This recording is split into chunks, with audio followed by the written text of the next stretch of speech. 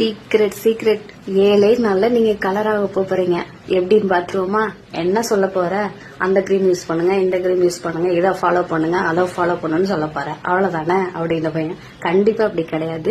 7 நாள்ல நான் சொல்ற ஜூஸ் மட்டும் குடிச்சு பாருங்க, கண்டிப்பா குடிச்சு பாருங்க. உண்மையிலே நல்ல ரிசல்ட் கிடைக்கும்.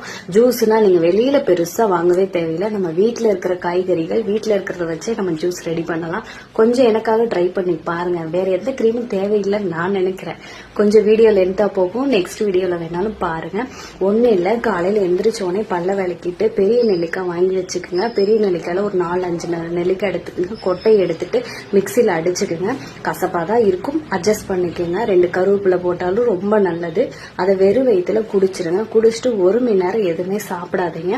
அது என்ன ஆகும்னா உள்ள ரத்த ஓட்டத்தை அதிகரிச்சு இருக்கிற கழிவுகள் எல்லாம் வெளியேற்றும். அப்போ புது ரத்தம் உருவாகும் போது நம்ம ஸ்கின்னோட கலர் சேஞ்ச் ஆகுறதுக்கு நிறையவே வாய்ப்பு இருக்கு. அது இல்லை அப்படின்னா அது ஒன்றே எடுத்துக்க.